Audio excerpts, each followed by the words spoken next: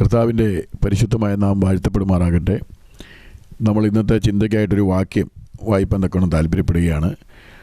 പത്രോസിൻ്റെ 1-ാം ലേഖനം 5-ാം അധ്യായം അതിൻ്റെ 6-7 വാക്യങ്ങൾ. അതുകൊണ്ട് അവൻ തക്ക സമയത്ത് നിങ്ങളെ ഉയർത്തുവാൻ ദൈവത്തിൻ്റെ ബലമുള്ള കൈക്കീഴിൽ താണിരിപ്പീൻ. അവൻ നിങ്ങൾക്കായി കരുതുന്നതാകയാൽ നിങ്ങളുടെ സകല ചിന്താകുലവും അവൻ്റെ മേൽ ഇട്ടുകൊള്ളുവീൻ. ദൈവത്തിൻ്റെ വചനം പത്രോസിൻ്റെ 1-ാം ലേഖനം 5-ാം അധ്യായം 7-8 വാക്യങ്ങളാണ് നമ്മൾ വായിച്ചത്. പത്രോസ് പറയുന്ന ഒരു അനുഭവമാണ് നമുക്ക് വായിപ്പാനായിട്ടിടയായത്. താനിത് പറയുവാനുള്ളൊരു കാരണം, വർഷങ്ങൾക്ക് മുൻപ് താൻ ഗലീല കടലിൽ മീൻ പിടിച്ച് രാത്രി മുഴുവൻ അധ്വാനിച്ചു ഒന്നും കിട്ടാതെ പടകും വലയും കഴുകി താൻ വീട്ടിലേക്ക് പോകാൻ നിൽക്കുന്ന പ്രത്യേക സന്ദർഭത്തിലാണ് യേശുവുമായി കണ്ടുമുട്ടുന്നത്. ലൂക്കോസിൻ്റെ സുവിശേഷം 5-ാം അധ്യായത്തിൽ ആ ഭാഗമുണ്ട്. ഗന്നേസരത്ത് തടാകത്തിൻ്റെ കരയിൽ പത്രോസ് നിൽക്കുമ്പോൾ യേശു തൻ്റെ പരസ്യ ശുശ്രൂഷയുമായി ബന്ധപ്പെട്ട് അതിലെ കടന്നു ചെല്ലുകയാണ്. ദൈവത്തിൻ്റെ വചനം നമ്മൾ പഠിക്കുമ്പോൾ പത്രോസിനെ യേശു കാണുമ്പോൾ പത്രോസിനോട് യേശു പറയുന്നത് ഈ പടക് പ്രസംഗത്തിനായി ചോദിക്കുകയാണ്. പത്രോസിനോട് ശൂന്യമായിരിക്കുന്ന പടക് വലയും കഴുകി ഭവനത്തിൽ പോകാൻ നിന്ന പത്രോസ്, യേശു അതുവരെയും ദൈവപുത്രനാണെന്ന് പത്രോസിന് അറിയത്തില്ല. ഒരു റബി എന്ന നിലയിൽ, ഒരു സുവിശേഷകൻ എന്ന നിലയിൽ പത്രോസ് യേശുവിനെ കാണുകയാണ്. പത്രോസിനോട് ഈ പടക് പ്രസംഗിക്കാൻ ചോദിക്കുന്ന സന്ദർഭത്തിൽ പത്രോസ് അത് യേശുവിനെ പ്രസംഗിക്കാനായിട്ട് കൊടുക്കുകയാണ്. യേശു പറഞ്ഞു, ഈ പടക് കരയിൽ നിന്ന് അല്പം നീക്കുവാൻ പറഞ്ഞു. കാരണം വലിയ ജനക്കൂട്ടം അവരെ അഭിസംബോധന ചെയ്ത് അവരെ എല്ലാം മുഖത്ത് നോക്കി സംസാരിക്കത്തക്ക രീതിയിൽ പടക് കടലിലേക്ക് അല്പം മാറ്റി നിർത്തി. അതിനുശേഷമായിട്ട് പത്രോസ് ആ പടകിൽ തന്നെ ഉണ്ടായിരുന്നു. തിരുവഴുത്ത് ഇങ്ങനെയാണ് പറയുന്നത്, യേശു പ്രസംഗിച്ച് തീർന്ന ശേഷം പത്രോസിനോട് പറയുകയാണ്, ആഴത്തിലേക്ക് നീക്കി മീൻപിടുത്തത്തിന് വലയിറക്കുക. ഇത് യേശു പറയുമ്പോൾ പത്രോസ് തൻ്റെ പിതാക്കന്മാർ കൈമാറി വരുന്ന മുക്കുവം അഥവാ മീൻപിടുത്തക്കാരനാണ് പത്രോസ്. അവൻ്റെ അപ്പനും അവരുടെ അപ്പനും അങ്ങനെ പത്രോസ് പാരമ്പര്യമായി മീൻപിടുത്തക്കാരനാണ്. ആ ഗലീല കടലിൻ്റെ ആഴം, അതിൻ്റെ നീളം, അതിൻ്റെ വീതി, അതിലുള്ള മത്സ്യത്തിൻ്റെ ഇനങ്ങൾ, ഇതെല്ലാം പത്രോസിന് അറിയാം. എന്നാൽ മാനുഷികമായി നമ്മൾ ചിന്തിക്കുമ്പോൾ യേശു തച്ചൻ്റെ മകനാണ്. യേശുവിന് ഈ കടലിലെ ആഴങ്ങളോ വീതിയോ മത്സ്യമോ ഒന്നും മാനുഷിക രീതിയിൽ അറിയുകയില്ല എന്നുള്ളത് പത്രോസിനും അറിയാം. എന്നാൽ യേശു വചനം പ്രസംഗിച്ച് തീർന്ന ശേഷം പത്രോസിനോട് ആഴത്തിലേക്ക് നീക്കി മീൻപിടുത്തത്തിന് വലയിറക്കുവാൻ പറഞ്ഞപ്പോൾ പത്രോസ് അവിടെ യേശുവിനോട് പറയുന്നൊരു ഭാഗമുണ്ട്, നാഥ, രാത്രി മുഴുവൻ അധ്വാനിച്ചു, എന്നാൽ ഒന്നും കിട്ടിയില്ല എന്നാണ് പത്രോസ് പറയുന്നത്. അപ്പോൾ ആഴത്തിലേക്ക് നീക്കി മീൻപിടുത്തത്തിന് വലയിറക്കുവാൻ യേശു പറയുമ്പോൾ യേശു പറഞ്ഞ അതേ ആഴത്തിൽ, അതേ പോയിന്റിൽ തന്നെയാണ് പത്രോസ് രാത്രി മുഴുവൻ അധ്വാനിച്ച് ഒന്നും കിട്ടാതിരുന്നത്. പത്രോസ് എന്നിട്ട് പറയുകയാണ്, എങ്കിലും നിൻ്റെ വാക്കിന്, നിൻ്റെ കൽപ്പനയ്ക്ക്, നിൻ്റെ വചനം ഞാൻ അനുസരിക്കാം. അങ്ങനെയാണ് യേശു ആഴത്തിലേക്ക് നീക്കി, അഥവാ പത്രോസ് ആഴത്തിലേക്ക് നീക്കി വലയിറക്കുന്നത്. അവിടെ ദൈവത്തിൻ്റെ വചനം നമ്മൾ പഠിക്കുമ്പോൾ പെരുത്ത മീൻകൂട്ടം പത്രോസിന് ലഭിച്ചു എന്നാണ് വായിക്കുന്നത്. ഈ പത്രോസ് ഈ മീൻകൂട്ടമെല്ലാം ലഭിച്ചു. എന്നാൽ അതുമായിട്ട് തനിക്ക് വീട്ടിൽ പോകുവാനോ അത് വിൽക്കുവാനോ അതിൽ നിന്നൊരെണ്ണം എടുത്ത് തനിക്ക് അനുഭവിപ്പാനോ ഒന്നും യേശു അനുവദിച്ചതായി കാണുന്നില്ല. അവിടെ ഇങ്ങനെയാണ് വായിക്കുന്നത്, പെരുത്ത മീൻകൂട്ടം ലഭിച്ചു, ഇതുവരെയും പിടിക്കാത്ത വലിയൊരു പെരുപ്പം, ചെറുപടകുകളെയും മാടി വിളിച്ചു എന്നാണ് വായിക്കുന്നത്. അങ്ങനെയുള്ള വലിയൊരു മീൻപിടുത്തം പത്രോസിൻ്റെ ജീവിതത്തിൽ സംഭവിച്ചു. അപ്പോൾ ഇതെല്ലാം ലഭിച്ച സന്തോഷത്തോടെ ഇരിക്കുന്ന പത്രോസിനോട് ഈ മീനെ കണ്ട് പത്രോസ് പരിഭ്രമിച്ചു പോയി എന്ന് തിരുവഴുത്തിൽ എഴുതിയിരിക്കുകയാണ്. അതിന് കാരണം മറ്റൊന്നുമല്ല, തൻ്റെ ജീവിതത്തിൽ നാളുകളായി തൻ്റെ പിതാക്കന്മാരുടെ കാലം തൊട്ട് വല വീശി ഈ ഗലീലക്കടലിൽ നിന്ന് മീൻ പിടിച്ചിട്ടുണ്ട്. ഗലീലക്കടലിൽ നിന്നും തടാകമെന്നും ഒക്കെ വേദപുസ്തകത്തിൽ മാറി മാറി ഇതിന് പേരുണ്ട്. അപ്പോൾ ഇതിൽ നിന്ന് മീൻ പിടിച്ചിട്ടുണ്ട്. എന്നാൽ ഇന്ന് വരെയും ഒരു മീൻപിടുത്തം ഇതുപോലെ ഒരു പെരുത്ത മീൻകൂട്ടം തനിക്കോ തൻ്റെ പിതാക്കന്മാർക്കോ ലഭിച്ചിട്ടില്ല. ഈ മത്സ്യമെല്ലാം കിട്ടിക്കഴിഞ്ഞപ്പോൾ ഈ പെരുത്ത മീൻകൂട്ടം കണ്ടപ്പോൾ ഈ മീൻ കണ്ടിട്ട് വാസ്തവത്തിൽ പത്രോസിന് മാനസാന്തരം ഉണ്ടാകുക. പത്രോസ് പറയാണ്, നാഥാ, ഞാൻ പാപിയായൊരു മനുഷ്യനാണ്, നീ എന്നെ വിട്ട് പോകണമെന്നാണ് പറഞ്ഞത്. എന്ന് പറഞ്ഞാൽ ഇത് തൻ്റെ മുൻപിൽ നിൽക്കുന്നത് സാധാരണ ഒരു വ്യക്തിത്വമല്ല, ഇത് ദൈവത്തിൻ്റെ പുത്രനാണ്, അഥവാ ദൈവമാണ്. ദൈവത്തിനല്ലെങ്കിൽ ഇതുപോലെ ഒരു പെരുത്ത മീൻകൂട്ടം നൽകാനായിട്ട് കഴിയുകയില്ല. ഇത് മാനുഷികമായി ഒരിക്കലും ഇങ്ങനെ സംഭവിക്കുകയില്ല എന്ന് പത്രോസ് തിരിച്ചറിയുകയാണ്. ദൈവത്തിൻ്റെ പ്രവൃത്തി കണ്ട് പത്രോസിന് പരിഭ്രമം പിടിച്ചുവെന്നാണ്.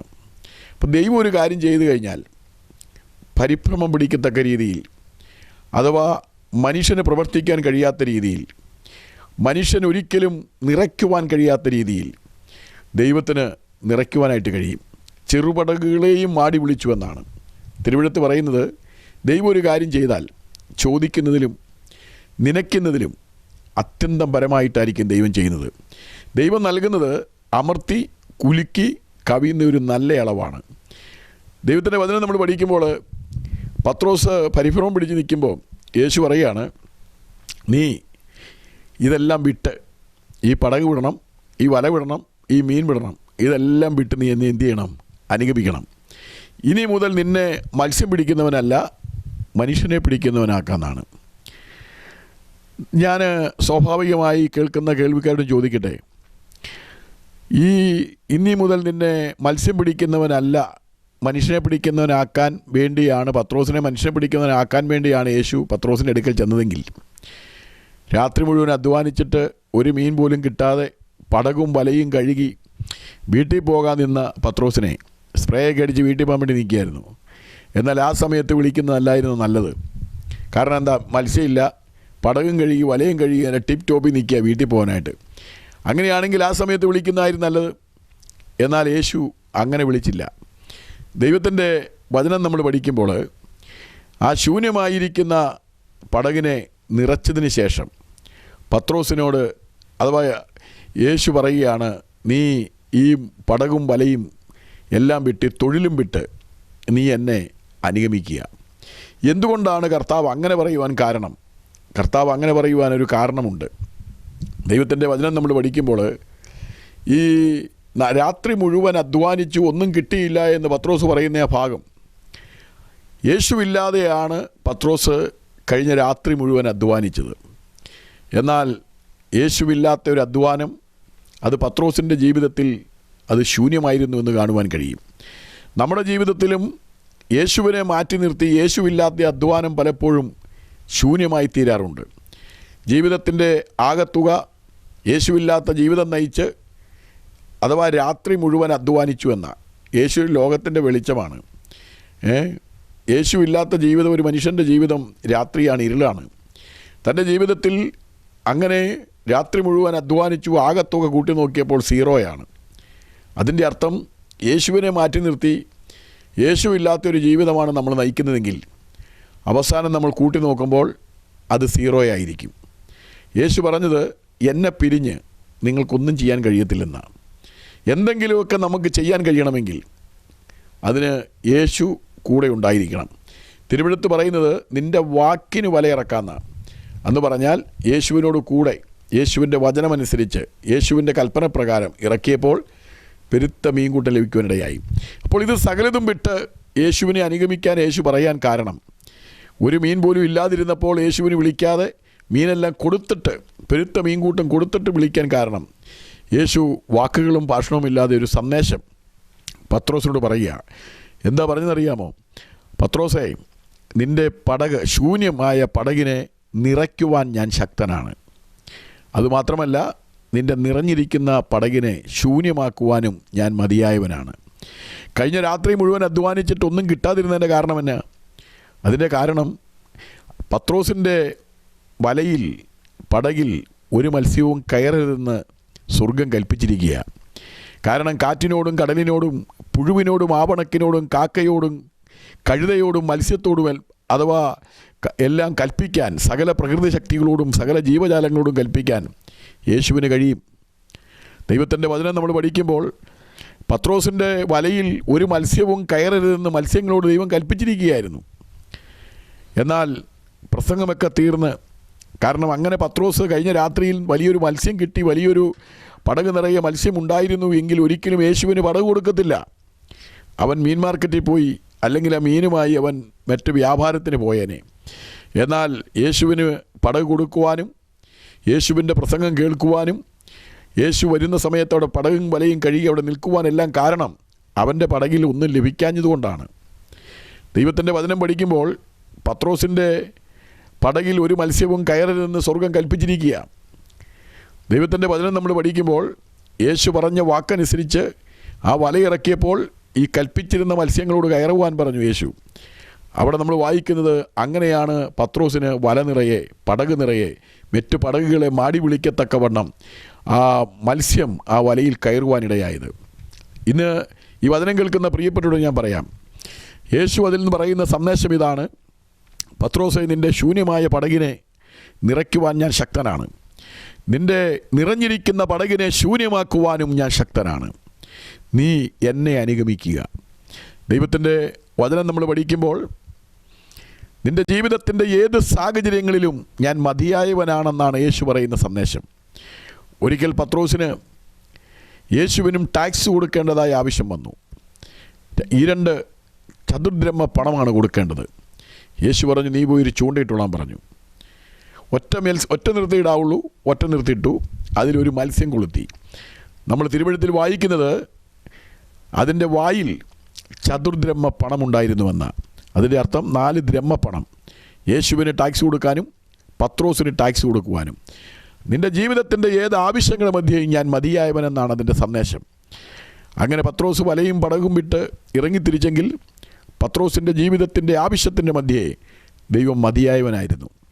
ഈ പടകിലിരുന്നു കൊണ്ട് നിന്നുകൊണ്ട് യേശു പ്രസംഗിക്കുമ്പോൾ ഈ പത്രോസ് ഒരു കാര്യവും യേശുവിനോട് എന്ത് ചെയ്തിരുന്നില്ല, പറഞ്ഞിരുന്നില്ല. ഞാൻ രാത്രി മുഴുവൻ അധ്വാനിച്ചിട്ടൊന്നും കിട്ടിയില്ല എന്ന് പത്രോസ് പറഞ്ഞിട്ടല്ല യേശു വലയിറക്കാൻ പറഞ്ഞത്. യേശു പത്രോസിനോടൊന്നും ചോദിച്ചുമില്ല. പക്ഷേ വചനം കേട്ടവനോട് വചനം നമ്മൾ കേൾക്കുമ്പോൾ നമ്മുടെ ഭൗതിക ആവശ്യങ്ങളുടെ മധ്യേയും ദൈവം പ്രവർത്തിക്കാൻ മതിയായവനാണ്. നമ്മൾ ദൈവത്തിൻ്റെ സന്നിധിയിൽ തിരുവഴുത്തിൻ്റെ മുൻപിൽ ഇരിക്കുമ്പോൾ നമ്മുടെ ആത്മീക വിഷയങ്ങളിൽ മാത്രമല്ല, നമ്മുടെ ഭൗതിക ആവശ്യങ്ങളുടെ മധ്യേയും പ്രവർത്തിക്കാൻ കർത്താവ് ശക്തനാണ്. വേദപുസ്തകം നമ്മൾ പഠിക്കുമ്പോൾ കർത്താവ് പ്രസംഗിക്കുവാനായി ഇരിക്കുന്ന സന്ദർഭത്തിൽ വചനത്തിൽ ഇങ്ങനെ എഴുതിയിരിക്കുന്ന ജനം വളരെ പുരുഷാരം വന്നു. അവർ വചനം കേട്ടു. വചനം കേട്ട് കഴിഞ്ഞ് ശിഷ്യന്മാർ പറയുന്നുണ്ട്, രാത്രിയാകാറായി, ഒരു ഗ്രാമങ്ങളിൽ പോയി ഭക്ഷണം കൊള്ളട്ടെ എന്ന് പറയുമ്പോൾ യേശു പറയുന്നത് അങ്ങനെയല്ല. അവർ ഇത്രയും സമയം വചനം കേട്ടിട്ട് അവരെ വെറുതെ പറഞ്ഞു വിടാൻ പാടില്ല, അവർക്ക് നിങ്ങൾ ഭക്ഷിക്കാൻ കൊടുക്കണമെന്നാണ്. അവിടെ നമ്മൾ തിരുവഴുത്തിൽ വായിക്കുന്നുണ്ട് 5 അപ്പവും 2 മീനും കർത്താവ് അനുഗ്രഹിച്ച് 5000 പുരുഷന്മാരും അതുപോലെ സ്ത്രീകളും കുഞ്ഞുങ്ങളും കഴിക്കത്തക്കവണ്ണം ഒരു ഭൗതിക വിഷയത്തിലും സ്വർഗം ഇടപെടുവാനിടയായി. ഇന്ന് ഈ വചനം കേൾക്കുന്ന പ്രിയപ്പെട്ടവരോട് ഞാൻ പറയട്ടെ, നീ ദൈവത്തിൻ്റെ സന്നിധിയിൽ തിരുവഴുത്തിന് മുൻതൂക്കം കൊടുത്ത് ദൈവത്തിൻ്റെ വചനം ശ്രവിക്കാനിരിക്കുമ്പോൾ നിൻ്റെ ജീവിതത്തിൻ്റെ ഏതൊരു ആവശ്യങ്ങളുടെ മധ്യേയും നിൻ്റെ ആത്മീക വിഷയം മാത്രമല്ല, നിൻ്റെ ജീവനും ഭക്തിക്കും ആവശ്യമായ വിഷയത്തിലും സ്വർഗം ഇടപെടുവാൻ ശക്തനാണ്. അതുകൊണ്ടാണ് പിന്നത്തേതിൽ പത്രോസ് ലേഖനം എഴുതുമ്പോൾ തൻ്റെ അനുഭവം പറയുകയാണ്. 1 പത്രോസ് 5-ാം അധ്യായം 7-8 വാക്യം നമ്മൾ വായിച്ചു. അവൻ നിങ്ങൾക്കായി കരുതുന്നതാകയാൽ നിങ്ങളുടെ സകല ചിന്താകുലവും അവൻ്റെ മേലിട്ടുകൊള്ളുക. അവൻ തക്ക സമയത്ത് നിങ്ങളെ ഉയർത്തേണ്ടതിന് ദൈവത്തിൻ്റെ ബലമുള്ള കൈക്കീഴിൽ താണിരിക്കുക. ഈ വചനങ്ങളാൽ ദൈവം നമ്മളെ അനുഗ്രഹിക്കട്ടെ. God bless you all.